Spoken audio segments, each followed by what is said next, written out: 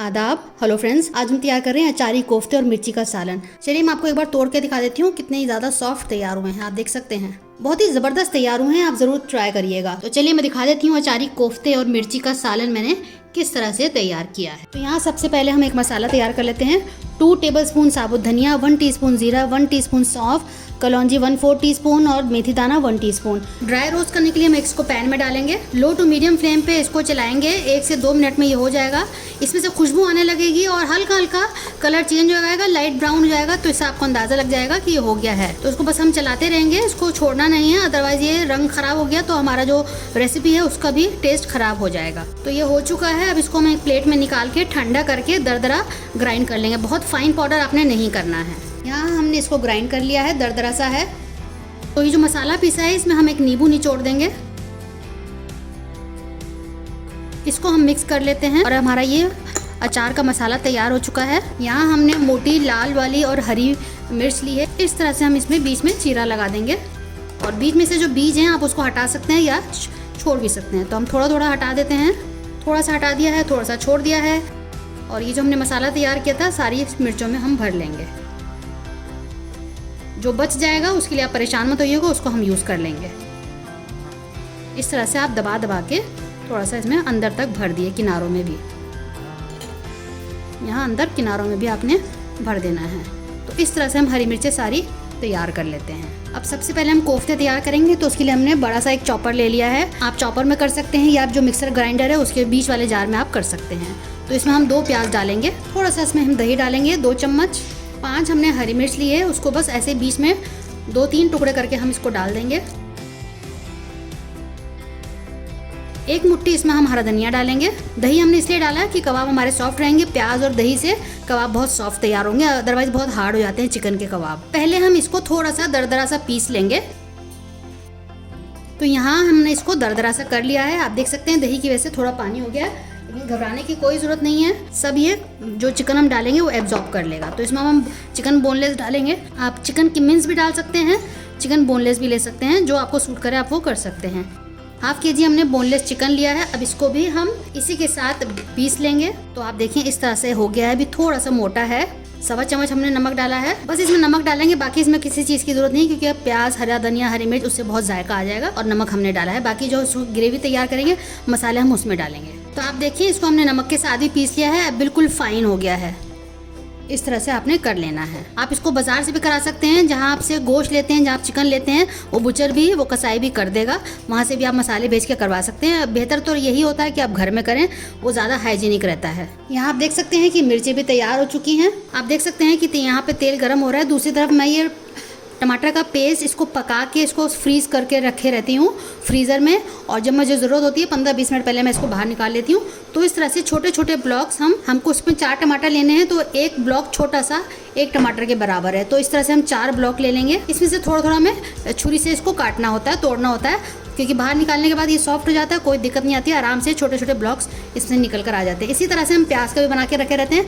अगर आपको इसका वीडियो देखना है तो आप मुझे बताइएगा, मैं इसका वीडियो बना के डाल दूंगी। यहाँ हमने तेल गरम कर लिया है। इसमें 1 टेबलस्पून लहसुन अदरक का पेस्ट डालेंगे। 1-2 मिनट इसको हम पका लेते हैं। अब यहाँ हमने प्याज का पेस्ट उसी तरह से बना के रखा हुआ है, ये भी हम डाल देते हैं। प्याज को हम सिंपली क्या करते हैं, उसको काट लेते हैं और तेल में उसको थोड़ा सा भून लेते हैं। जैसे ही ट्रांसलूसेंट या थोड़ा सा पिंक हो जाता है तो हम उसको निकाल लेते हैं और पीस लेते हैं। और पीसने के बाद उसको ठंडा कर लेते हैं और फिर उसको फ्रीज़र में रख देते हैं। तो लगभग हमने 3 प्याज ली है, 1 टेबलस्पून मतलब 1 प्याज। इस तरह से आप कर लीजिएगा। तो इसको हम भून लेते हैं, प्याज के पेस्ट को, जो हमने इसके ब्लॉक्स डाले हैं। 2-3 मिनट लगेगा और ये पिघल जाएगा। टमाटर के भी ब्लॉक्स डाल देते हैं जो मैंने आपको दिखाए थे। 3-4 मिनट इसको हम छोड़ देते हैं तो ये दोनों चीज़ें जो है पिघल जाएंगी। उसके बाद कुछ मसाले इसमें हम डालते हैं। टमाटर और प्याज का पेस्ट पिघल गया है। अब इसमें हम कुछ मसाले डाल देंगे। 1 टीस्पून, 1.5 टीस्पून टोटल लाल मिर्च हो गया। 2 टीस्पून धनिया पाउडर, ½ टीस्पून हल्दी, ½ टीस्पून ही काली मिर्च डाला है। मिर्च मसाले मैं थोड़ा कम ही डालती हूँ, और अगर आप अपने हिसाब से जो चाहें वो डाल सकते हैं। जो आपके जिस तरह का स्पाइस आपके घर में खाया जाता है उसके मुताबिक आप डाल सकते हैं। अपने टेस्ट के अकॉर्डिंग आप नमक भी डाल दीजिएगा। अब इस मसाले को बहुत अच्छे से भून लेते हैं 2-3 मिनट, जब तक कि तेल रिलीज नहीं हो जाता। ये बहुत जल्दी पकती है इस तरह से रेसिपी। अगर आपका प्याज और टमाटर का पेस्ट घर में तैयार रहता है तो उसमें टाइम नहीं लगता है, कटिंग में नहीं जाएगा, उसको भूनने में टाइम नहीं जाएगा, वो सारा टाइम आपका बच जाता है। तो आप इस तरह से स्मार्टली कुक कर सकते हैं। स्मार्ट कुकिंग बोलते हैं इसको। पहले से प्लानिंग करके रखे रहते हैं कि आपने क्या बनाना है, उस हिसाब से आपको ये सब प्लानिंग आपके काम आ जाती है। जब तक कि ये मसाला भून रहा है हम एक और मसाला तैयार कर लेते हैं। 2 टेबलस्पून मैंने सेम जार में दही लिया है और इसके अंदर हम थोड़ी सी 1 प्याज लाल करके जो हम रखे रहते हैं वो हमने डाली है। ब्राउन अनियन है, इसको हम पीस लेते हैं और एक इसका पेस्ट तैयार कर लेते हैं। आप यहाँ देख सकते हैं कि तेल रिलीज हो चुका है, मसाला बहुत अच्छे से भुन गया है। यहाँ हमने दही और प्याज को पीस लिया है, इसको भी हम डाल देते हैं और इसको डालने के बाद हम चलाएंगे, वरना दही के फटने का डर रहता है। थोड़ी देर इसको हम चलाएंगे 1 से 2 minute low to medium flame पे। यहाँ हमने मिक्सी की जार में थोड़ा सा पानी डाल के इसको खंगार लिया है ताकि सारा मसाला इसमें यूज हो जाए। 2 से 3 मिनट के लिए इसको हम दोबारा से पका लेते हैं। तो यहाँ आप देख चुके हैं कि मसाला हमारा भुन चुका है, तेल रिलीज हो गया है। अब ग्रेवी के लिए इसमें हम पानी डालेंगे और एक बार इसमें बॉईल आने का वेट कर लेते हैं। दूसरा हम यह कबाब का मसाला हमने तैयार कर ही लिया था। अब हाथ को हल्का सा गीला करके और इसमें आप तेल लगा लीजिए हथेली में और इस तरह से हम लेके हाथ में इस तरह से बॉल बनाएंगे। बस सिंपल है, कुछ नहीं करना है, हाथ में चिपकता भी नहीं है। इस तरह से आप कर लेंगे, एक एक बना के हम इसमें डालते रहेंगे। इस तरह से देखिए हमारा कोफ्ता तैयार हो गया है। तो अब आप देख सकते हैं कि इसमें बॉईल आ रहा है। हम एक कबाब इसमें डाल देते हैं और देखते हैं कि ये टूटता है कि नहीं। पहले आप टेस्ट कर लीजिएगा, अगर नहीं टूटता है, वैसे तो बिल्कुल नहीं टूटता है, अगर टूटता है तो आप थोड़ा सा बेसन 1 से 2 चम्मच आप बेसन डाल के उसको बना सकते हैं। हम 2 मिनट इसका वेट करते हैं। तो आप देख सकते हैं कि ये बॉल जो है हमने डाली थी कोफ्ता, ये नहीं टूटा है। अब हम बाकी भी बना के सारे डालते रहते हैं। आपने कोफ्ता बनाने के लिए बड़ा ही पैन लेना है, खुला हुआ, क्योंकि एक दूसरे अगर छोटा पैन लेंगे तो एक दूसरे से टकरा के टूट सकते हैं, इसको जगह चाहिए होती है। तो आपने बड़ा फैला हुआ बर्तन इस तरह से लेना है। अब आप यहाँ देख सकते हैं कि हमने सारे कोफ्ते डाल दिए हैं। आपने इस तरह से हिलाना है, इसमें चम्मच बिल्कुल नहीं लगाना है, सिंपली आपको हैंडल पकड़ना है और ऐसे कर देना है। कोई भी कोफ्ता नहीं टूटा है, आप देख सकते हैं। मैं आपको पास से दिखाती हूँ। अब 10 से 15 मिनट ढक के इसको हम लो फ्लेम पे 15 मिनट के लिए पकाते हैं।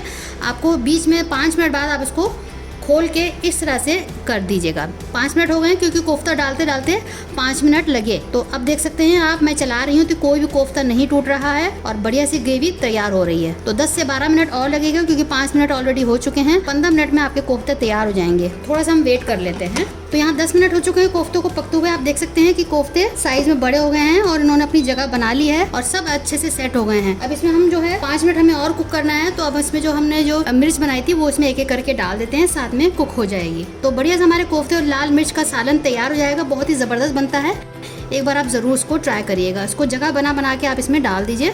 घर में जितने लोग हों उसके हिसाब से एक एक के हिसाब से सबके लिए एक एक डाल दीजिएगा। अब दोबारा से हम इसको बस सिंपली ऐसे हिला देंगे, कुछ नहीं करना है और हल्के हाथ से आप इसको बस नीचे दबा दें। और 5 मिनट हमको हरी मिर्चों को कुक करना है, बहुत ज़्यादा इनको गलाना नहीं है, थोड़ी क्रंची रहेंगी तो अच्छा लगेगा। आप चाहें तो इसको और सॉफ्ट कर सकते हैं, तो 7-8 मिनट पका लीजिएगा। मैं इसको 5 मिनट और पकाऊंगी और फिर आपको मैं दिखाती हूँ। तो यहाँ हमारे अचारी कोफ्ते और मिर्ची का सालन तैयार हो चुका है। सर्व करते वक्त ऊपर से थोड़ा सा हरा धनिया डाल दें, खूबसूरत लगेगा। और चाहें तो उसको छोड़ भी सकते हैं, बिल्कुल ऑप्शनल है।